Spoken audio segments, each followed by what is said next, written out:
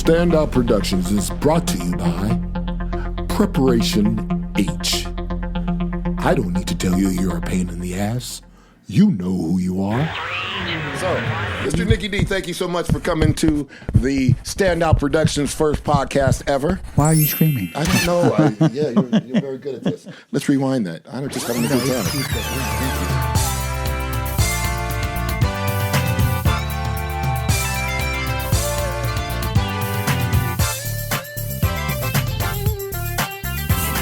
Standout Productions. Well, we're here. It's going to be one of those things. Oh, Come on, I'm trying to do you a favor, Nicky. Come on, shut up and let me talk. Let me do this thing here. Go ahead. Go ahead, sir. Sir. I got some questions to ask you. I have that same habit. We do the same thing. You're a crooner, though. I don't like labels. I'm everything. I got you. Just I like got you. All right, Marvin. Frank Marvin Sinatra Presley. How are you doing today, sir? Thank you. I'm doing great. Thank you for having me. All right. You wear many hats, if I must say. I wear one hat. I'm a performer. Yes. Okay, like the gesture. Throw the gesture out there. I told my daughter randomly yesterday, I said, to whom much is given, much is required. Amen. And that's in the Bible, so as soon as I accept it, I just keep moving on it until I can't move no more. But this is an interview about Nicky DePaola.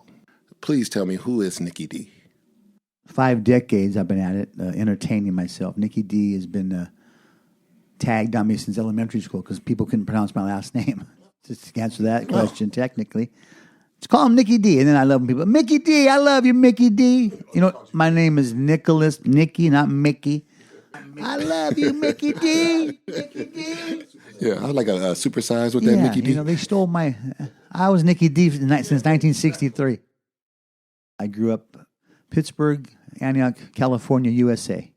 My dad was Nick Sr., so they call me Nicky instead of Junior. Junior, get over here. Gotcha. Are you, is it just You Nicky little D? bastard it was, too, for a while. I won't go into all the names, right? We be here for a while. Okay. 8 years old, divorced. Yeah. Parents. And turbulent, always. Then I had wings. By the time I was 13, I really had confidence because I really wasn't getting confidence in my home life in the middle of my parents. Back and forth, they were together 16 years. Oh. They only had one argument, though. It lasted 14. So 14 years. 14 of those years it lasted. Okay. And we were in the middle. Let me ask you this question, just because I'm working on my realism, but I'm a forever optimist. It must be the songwriter in me. Give me a happy moment. Elvis Presley. They took us to see Elvis Presley live. Both you and your sister? Yeah, 1974, October 13th, Sahara, Tahoe. That's my favorite family moment with my family. Wow.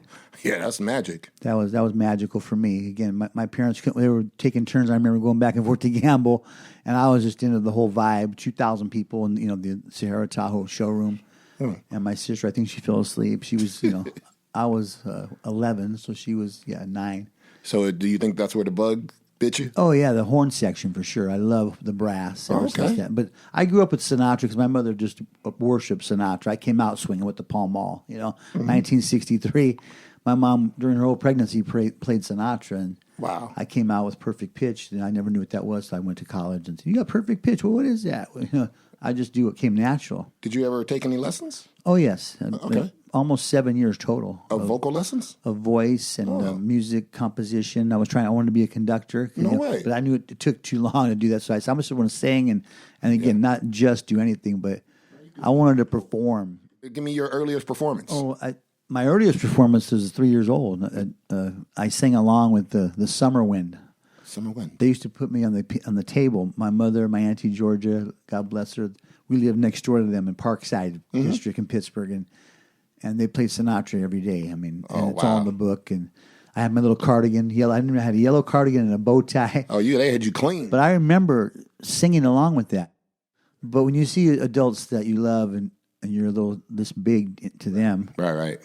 You're making them happy. So that's what started me. Family. I'm cut from some cloth that's not made anymore.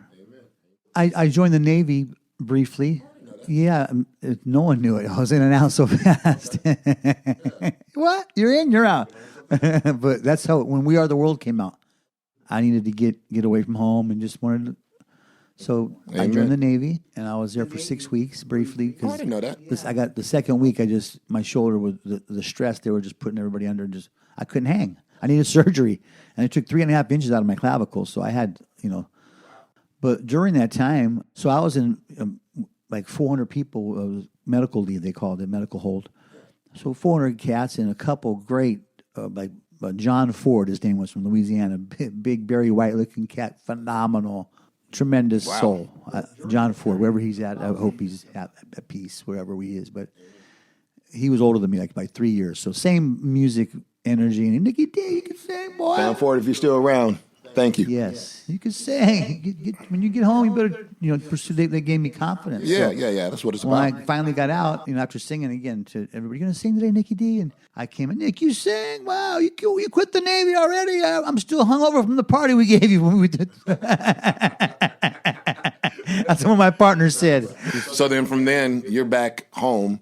I wanted to be on my own. Then I would go downtown to the all-black club called Chet Page's Salty Dog. Twice I played there with my friend Ronnie Lawson. Got me in there told me on a about Ronnie Sunday. Lawson. Yeah. I sang, "It's my own fault." You sang too, man. Boy can run and he can sing.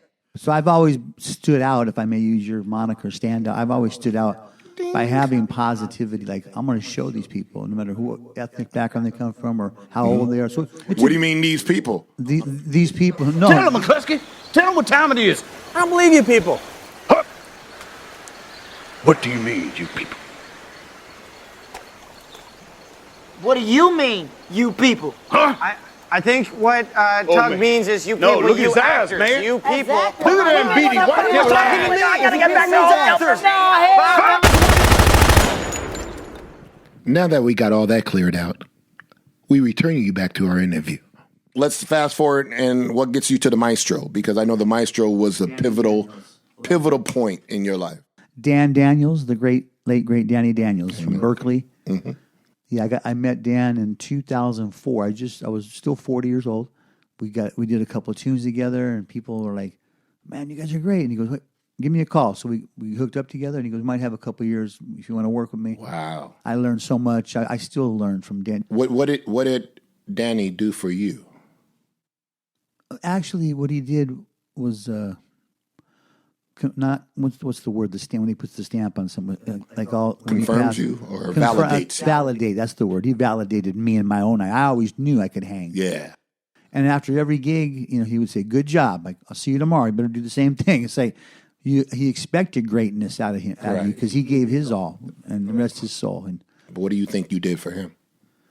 I think maybe what Mike Tyson did for Customato, made him want to hang around like Mickey Goldman. I want to hang on, kid, because I love you. Every person needs someone to hang on.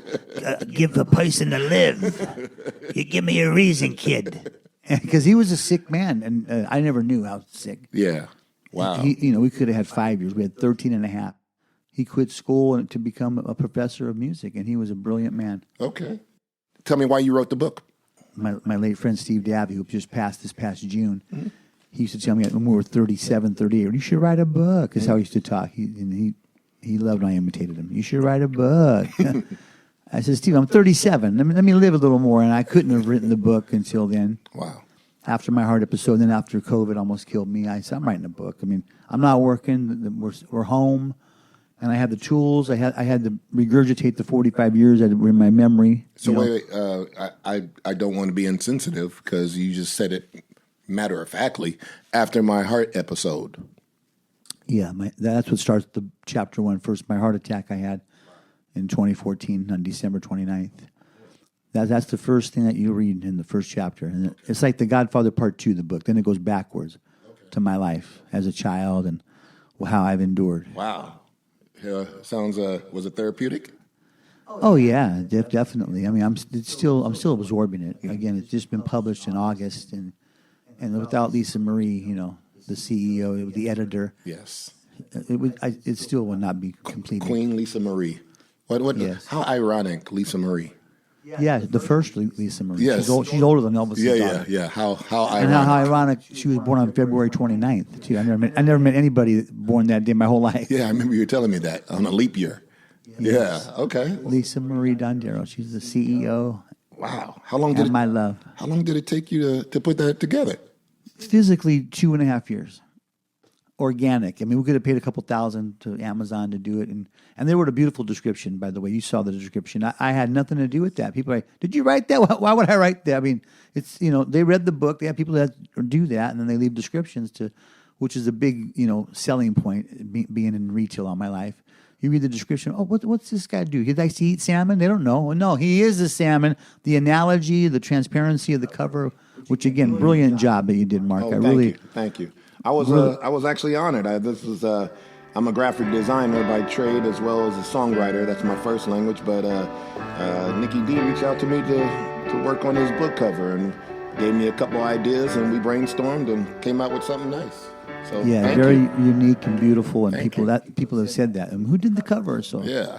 Standout Productions. Well, we're going to stop and give a moment to Miss Lisa Marie because, as James Brown says, it's a man's world, but put you on the spot. This is a man's world. Yes, it is. And we forget shit.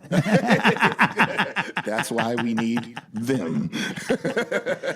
We couldn't do it without them. That's cool. Well, now I want to ask you some questions. No, I'm just kidding. I just want to make a statement. Thank you again for your friendship, brother, and all your help with everything I've tried to do. Again, the man's a father. I've never been a father. This will limit on this, and I promise. This is my child and my grandchild.